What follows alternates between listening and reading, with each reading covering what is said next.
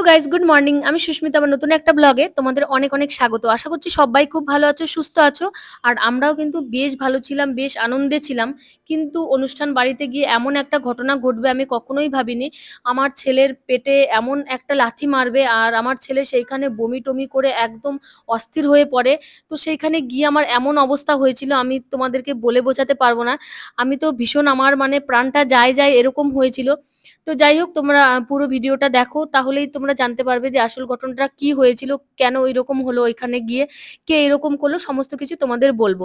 তো প্রথমেই কিন্তু আমি সকালে ঘুম থেকে উঠে কিন্তু আমার মেয়েকে স্কুলে জন্য রেডি করে স্কুলে পাঠিয়ে দিয়েছি। তারপর আমি একটু চা বানিয়ে খেয়েছি, আমার ছেলেকে খাইয়েছি। খাইয়ে কিন্তু আমার ছেলেকে ঘুম পাড়িয়ে দিয়ে আমি আবার রেডি হয়ে গেছি। দেখো, একটুখানি বাজারে যাব, কারণ ওই বাড়িতে যাব, তো একটা অনুষ্ঠান বাড়িতে, তো সেখানের জন্য একটা গিফট নেওয়ার ছিল। তো সেইখানের জন্য একটা গিফট নেব আর একটুখানি বাজারও করে আসবো ভেবেছি।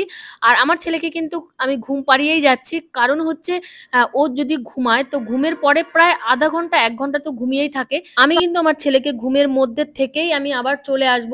আর আধা ঘন্টার বেশি আমি 1 মিনিটও থাকবো না, তাতে আমার যতটুকু বাজার হয় হোক আর না হয় না হোক।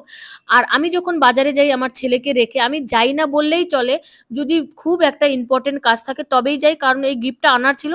তো গেলাম, তো ভাবলাম একটুখানি বাজার করেও আসি, কারণ আমার গ্রসারি আইটেমও ছিল না। আর আমি তো একাই থাকি, সমস্ত কিছু আমাকে একাই করতে হয়। আর বিশেষ করে সানডে করে যাই, কারণ সেই দিন আমার মেয়ে থাকে, তাই জন্য সেই দিন আমি যেতে পারি। আর যদি আমি ছেলেকে রেখে যাই তাহলে কিন্তু ওকে নিচে ঘুম পাড়িয়ে আর ওর প্রিয় কিছু খেলার জিনিস ওর বিছানার চারোদিক দিয়ে কিন্তু ছড়িয়ে ছিটিয়ে রেখে যাই, যাতে ও ঘুম থেকে উঠেই ওই খেলনাগুলো দেখতে পায়। তাহলে এই খেলনাগুলোতে ও বিজি হয়ে থাকবে, এদিকে ওদিকে আর যাবে না। আর কখনোই কিন্তু আমি বেডে ঘুম পাড়িয়ে রেখে যাই না, বাই চান্স যদি ও পড়ে যায় বেড থেকে, তাই জন্য নিচে ঘুম পাড়িয়ে ওই মানে 10-15 মিনিটের মধ্যে যেটুকু হয় করে চলে আসি। তো যাই হোক, আমি কিন্তু বাজার করে চলে এসেছি। এখনো কিন্তু সোনা পাপা ঘুমাচ্ছে। দেখতেই পাচ্ছ সোনা পাপা আমার কাছে নেই, মানে ও ঘুমাচ্ছে। তো আমি এত বড় একটা ব্যাগে এতগুলো বাজার করে এনেছি, মানে উপরে উঠতে উঠতে আমি একদম মানে হাঁপসে গিয়েছি। হাঁসফাঁস হয়ে যাচ্ছে। তো উঠেই আমি ১ম এ ব্যাগটা নামিয়ে একটুখানি জল খেয়েছি। খেয়েই কিন্তু ক্যামেরাটা অন করেছি, যে এই ফিলিংসটা আমি তোমাদের দেখাবো যে কি কষ্ট যে হয়। এত বড় একটা ব্যাগ আমি উপরে তুলেছি কি কষ্ট করে। আমার কাছে ভীষণ কষ্টের ব্যাপার এইরকম ৩ তলায় এই ব্যাগটা নিয়ে ওঠা। তারপরে দেখো আমি এই ব্যাগে কি, কি এনেছি। পুরো ব্যাগ কিন্তু ভর্তি, একদম সবজি ছিল, গ্রোসারি আইটেম ছিল, ডিম ছিল, আরো কিছু, কিছু কিনেছিলাম। সমস্ত কিছুই কিন্তু ওর মধ্যে ছিল। তো যাই হোক, আমি এখানে কথা বলছিলাম যে আমার কি প্রবলেম হচ্ছে এখানে উঠতে, উপরে উঠতে, সেটাই আমি তোমাদের বলছিলাম। তো যাই হোক, তারপরে দেখো কিন্তু এই যে আমি কি গিফট এনেছি তোমাদের দেখিয়ে দিচ্ছি। গিফটটা কিন্তু ভীষণ সুন্দর। আমার কিন্তু ভীষণ ভালো লেগেছে। দেখতেই পাচ্ছ এই যে গিফটটা কিন্তু রুপোর। আর এই যে দেখো এই যে নজরকাঠি যেটাকে বলি, মানে চুড়ির সাথে যেটা পরায়, ছোট্ট, ছোট্ট পুঁতি আছে আর পুরোটাই কিন্তু রুপোর। আমার কাছে ভীষণ সুন্দর লেগেছে এটা কিন্তু। আমিও কিন্তু এর পরে সোনা পাপার জন্য এরকম একটা বানাবো। আমার কাছে খুব সুন্দর লেগেছে। অসাধারণ একটা গিফট আইটেম হিসাবে কিন্তু ভীষণ সুন্দর, দেখতেই পেলে। তো যাই হোক, তারপরে কিন্তু এবার আমি একটু রান্না করে নেব, কারণ দুপুরে তো আমাকে খেতেই হবে, তাই না? রাত্রে বেলায় অনুষ্ঠান বাড়িতে যাব, দুপুরে তো আর যাব না। তো দুপুরের জন্য হালকা আমি একটু মাছের ঝোল করব ঝিঙে দিয়ে, আর একটু ঢেঁড়সের চচ্চড়ি করব সিম্পল ভাবে, আর কটা ভাত বসিয়ে দেবো। আর মাম্মাম তো গেছে, মাম্মামও তো খাবে না, স্কুলে গেছে। ও এসেই একবারে কিছু হয়তো একটু টিফিন করলো, তারপরেই কিন্তু আমরা মানে অনুষ্ঠান বাড়িতে যাওয়ার জন্য রেডি হব। আর এদিকে দেখো অল্প পরিমাণে ভাতও বসিয়ে দিয়েছি। যাই হোক, তারপর কিন্তু আমি খেয়ে দিয়ে একটুখানি রেস্ট নিয়ে নিই, আর বিকেল হয়ে যায়। তারপর আবার মাম্মাম স্কুল থেকে চলে আসে, ওকে নিয়ে আসি, ওকে নিয়ে আসে। তারপরে দু ভাই বোনকে কিন্তু দেখো রেডি করে দিয়েছি, আর ওদেরকে রেডি করার পরে কিন্তু আমিও রেডি হয়ে যাব। কারণ হচ্ছে জানোই তো, শহরের বাড়ি সকলে, অনুষ্ঠান বাড়ি সবাই সাজগোজ করে আসবে। আর আমিও যদি একটু সাজগোজ করে না যাই তাহলে ভালো লাগবে না, তাই না?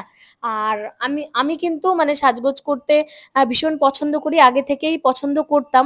তো এখন জীবনটা একটুখানি এলোমেলো হয়েই গেছে, কারণ একা একা সমস্ত কিছু সামলাতে হয়, সংসার সামলাতে হয়, সন্তান সামলাতে হয়।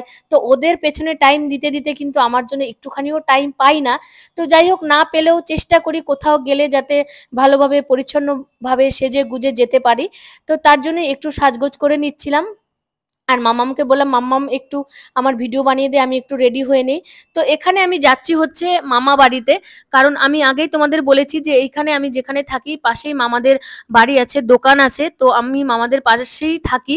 তো যাই হোক, ওরা কিন্তু মামা নয়, আমাদের ভাগ্নে, মানে আমার দিদির ছেলে। তো যাই হোক, ওনার বয়সে অনেকটাই আমাদের থেকে বড়। তো দেখো, বয়সে বড় হলে তাদেরকে নাম ধরে ডাকতে মানে ভীষণ অস্থিরতা বোধ হয় আমার কাছে। তো তাই জন্য আমরা বেশিরভাগ সবাই ওদেরকে মামাই বলি। কারণ ওরা আমাদের মামা মাসি বলে, উল্টে আমরাও মামা মাসি বলি। বয়সে বড় হলে নাম ধরে একটা ডাকাটা কেমন না? তো তাই জন্য কিন্তু আমরা কেউ ওদেরকে কখনোই নাম ধরে ডাকি না, মামা বলেই ডাকি। আর হচ্ছে ওরা আমাদের সম্পর্কে ছোট কিন্তু বয়সে বড়। তো যাই হোক তাই জন্য কিন্তু আমরা মামা মাসি বলেই ডাকি। আর আমার মাম্মাম দেখেছো? এই যে দেখো, চুলটা কেটে কি অবস্থা করেছে। আর আমাদের কিন্তু মামা নিতে আসবে, কারণ এই মেঝো মামা নিতে আসবে। এইখানের মামাদের দোকান, আর এইখানে মামাদেররা সবাই কিন্তু বাড়ি করেছে। আর যেখানে যাচ্ছি সেটা হচ্ছে পুরনো বাড়ি মামাদের। কারণ সেইখানে অনেকটা জায়গা পুরনো বাড়িতে। আর সেখানে আত্মীয়-স্বজন বেশি, সেইখানে তারা ছোট থেকে বড় হয়েছে, গ্রামের লোকজন আসে। তো তাই জন্য কিন্তু অনুষ্ঠানগুলো সমস্ত কিছু সেইখানেই হয়। আর দেখো মামা কিন্তু এসেছিল আর আমাদের গাড়ি করে নিয়েও এলো। দেখতেই পেলে যে আমরা গাড়িতে উঠে একটু অন্ধকারের মতো ভিডিও করেছি। আর দেখো তারপর মামাদের বাড়ি পৌঁছে গেছি। এটা হচ্ছে মামাদের পুরনো বাড়ি। আর আস্তে, আস্তে কিন্তু গেস্ট আসতেও শুরু করে দিয়েছে। সবাই কিন্তু এখনো আসেনি। আমরাই মনে হয় ফার্স্ট এসেছি। কারণ আমরা ওই ৭:৩০ টার দিকে এখানে পৌঁছে গেছি। আর জানোই তো টাউনের বাড়ি। আর এখানে অত সকাল, সকাল কেউ খায়ও না আর আসেও না। তো একটু লেট করেই আসে, লেট করেই খায়। তো তাই জন্য একটু লেট করেই আসবে। আর মামিও কিন্তু এখনো রেডি হচ্ছিল। মানে এই মামা যে বসে আছে দেখতেই পাচ্ছ, তো এই মামার মেয়ের অন্নপ্রাশন। তো এই মামির এখনো রেডি হচ্ছে, মানে তারা এখনো কেউ রেডি হয়নি। বড় মামি, বড় মামা সবাই আছে, কেউ এখনো রেডি হয়নি।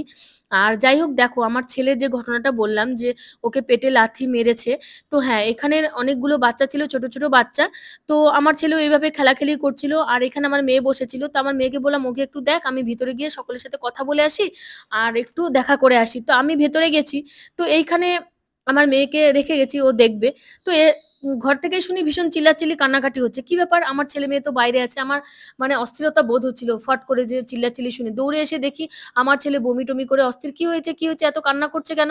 মাম্মা বলছে, "জানো তো মাম্মা, ওই বাচ্চাটা ভাইয়ের পেটে এসে লাথি মেরেছে।" তো জানি না ওই বাচ্চাটা কে ছিল, আমারও জানা নেই। কারণ অনেক আত্মীয়স্বজন এসেছিল তো। কার বাচ্চা, কি বৃত্তান্ত কিছুই জানি না। তো সেই বাচ্চাটা বাচ্চাটা কিন্তু বেশ বড়। তাও ৪-৫ বছরের বেশি হবে। সব বোঝে, বলতেও পারে। তবুও জানি না কেন এসে পাপার পেটে ওইরকম করে লাথি মেরেছে। আর ছেলেটা আমার ভীষণ কান্নাকাটি করেছে, ভীষণ কষ্ট পেয়েছে। আর দেখো আমি সবসময় কোলে করে নিয়ে ঘুরতে পারছি না, কারণ আমি একটা শাড়ি পরেছি আর প্রচন্ড গরম। তো যাই হোক তারপরে কিন্তু আমার দাদা আসে, আমার ছোড়দা। তো ও ওইখানে থাকে, ও ওইখানেই চাকরি করে। ও বিএসএফ এ আছে, এই যে আমার দাদা। তো যাই হোক ওই কিন্তু সমস্ত টাইমটা বাবুকে রেখেছে। দাদা এক পর্যায়ে ঘেমে-টেমে অস্থির হয়ে গেছিল। কারণ সেইদিন প্রচন্ড পরিমাণে গরম পড়েছিল। আর একটা বাচ্চা কোলে করে রাখা, অনুষ্ঠান বাড়ি, এত লোকজন, এত চেঁচামেচি, এত লাইটিং, তার মধ্যে তো অস্থিরতা তো হবেই। আর ওর কোল থেকে না কিছুতেই আর নামবে না। আমাদের কোলে কিচ্ছুতেই আর আসবে না। তো বারবার দাদাকে আমার বাবু বলছিল মানে বাইরের দিকটা দেখাচ্ছিল, বাইরে যাবে, বাইরে থাকবে। তো যাই হোক দাদা কিন্তু এরকম করেই ঘোরাচ্ছিল বাবুকে, করার কিচ্ছু নেই। আর এর জন্য আরো বেশি ও কোল থেকে নামতে চাইছিল না। কারণ ওর সাথে ঐরকম একটা ঘটনা ঘটলো। তারপর থেকে ও কিছুতেই আর কোল থেকে নামতে চাইছিল না। আর এদিকে দেখো আমার মেয়েও খেতে বসে গেছে। কারণ ও হচ্ছে স্কুল থেকে এসে কিন্তু কিছুই খায়নি। তাড়াহুড়া করে আমরা রেডি হয়ে চলে এসেছি, আর খাওয়া হয়নি। তো এসেই বলছিল, "মাম্মা আমার খিদে পেয়েছে।" তারপর ওর মামি কিন্তু ওকে নিয়ে এসেছে, এই যে বসিয়েছে। আর ওর মামি ওকে বলছে, "কি লাগবে না লাগবে, কি নিবি?" ওর মামি কিন্তু ওর দিকে ধ্যান রাখছে, বারবার এসে দেখছে। তো যাই হোক তারপরে কিন্তু মাম্মার খাওয়া হয়ে যায়। তারপরে কিন্তু আবার আমরা খেতে বসি। এই যে আমি আর বৌদি দুজনেই এখানে খেতে বসেছি। আর দাদা কিন্তু এখনো বাবুকে নিয়ে আছে। আর আমরা খাওয়া-দাওয়ার পরে কিন্তু বাবুকে নেব। তারপরে কিন্তু দাদা খেতে বসবে। আর এটা কিন্তু আমার ছোট বৌদি, মানে ওই যে দাদা আমার ছোটদা, তার ওয়াইফ এই যে। তো ২ ননদ বৌদি মিলে আমরা কিন্তু খেতে বসে গেছি। আর আমি জানোই তো খেতে বসলে মাথায় কাপড় দেই। তো মাথায় কাপড় দিচ্ছিলাম, আর শাড়িটা একটু পিছলে টাইপের হচ্ছিল না। তো বারবার করে টানাটানি করছিলাম। আর সবাই আমার দিকে তাকিয়েছিল। তো যাই হোক আমরা কিন্তু দুজনের খাওয়া আমাদের কমপ্লিট হয়ে গেছে প্রায়। আর খেয়ে-দেয়ে কিন্তু আমরা যাওয়ার জন্য আবার রেডি হব। কারণ সকালে আবার মাম্মামের স্কুল আছে। যত তাড়াতাড়ি পারি ওই অনুষ্ঠান বাড়ি থেকে বের হয়ে আসতে হবে। কারণ যত লেট করব তত লেট হবে। আর অনেকটা দূর আসতে হবে। অনেকটাই দূরে আমি গেছিলাম। তো যাই হোক তারপরে দেখো আমরা বেরিয়ে পড়েছি আসার জন্য একদম রাস্তার দিকে। আর বৌদি বাবুকে তারপর কোলে করে নিয়ে এসছে। তো বাই, সবাই ভালো থেকো, সুস্থ থেকো। সকলকে অনেক, অনেক ধন্যবাদ। অনেক, অনেক ভালোবাসা আমার ভিডিও দেখার জন্য।